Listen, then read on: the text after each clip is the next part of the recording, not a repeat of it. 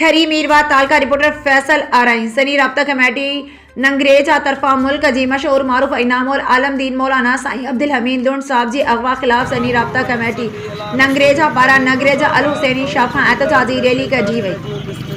Report मौजूद सनी राब्ता committee नंगरेजा तरफा मुल्क जी मशहूर मारूफ इनाम और आलमदीन मौलाना साईं अब्दुल हमीद लुंड साहब जी अगवा खिलाफ सनी राब्ता कमेटी नंगरेजा पारा इमरान न्याज अदनान न्याज आमिर न्याजी अगवानी में एहतजाजी रैली कढी वई जेका देश परदेस होटलन का मेहरान हाईवे खां थींदी नगरेजा स्टॉप ते पहुंची कर एहतजाज रिकॉर्ड करायो। अगवाननि पंहिंजे बयान में चयो त जुमे ॾींहं खां चक जे इलाइक़े सुमरानी शरीफ दरगाह वेंदे मौलाना अब्दुल हमीद लुंड रस्ते में अगवा थी वियो आहे। 4 ॾींहं गुज़रण बावजूद शिकारपुर पुलिस का भी ख़ातिर ख्वाह कराए न कई आहे। असां आईजी सिंध डीआईजी रंजस ऐं खैरपुर शिकारपुर इंतजामिया का पुरज़ोर मुतालबो करियूं था त मज़हबी अगवान आलमदीन मौलाना अब्दुल हमीद लुंड के जल्द अज जल्द बाजियाब करायो वञे।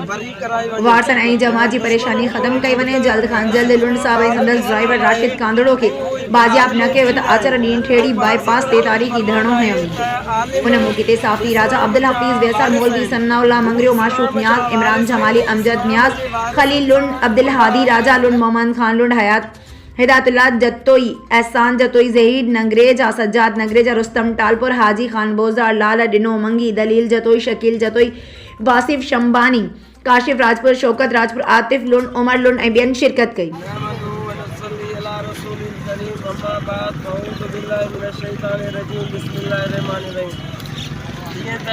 नगरेजा में टूर्नामेंट रैली है।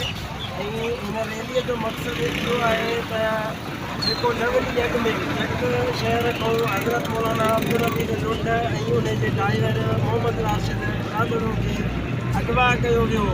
उन सिलसिले में ही टूर्नामेंट रैली है। असां हुकूमत वक्त को मुतालबो कयूं था एसएसपी शिकारपुर डीआईजी लांकाड़ो ऐं आईजी सिंध को असां मोतबार गुज़ारिश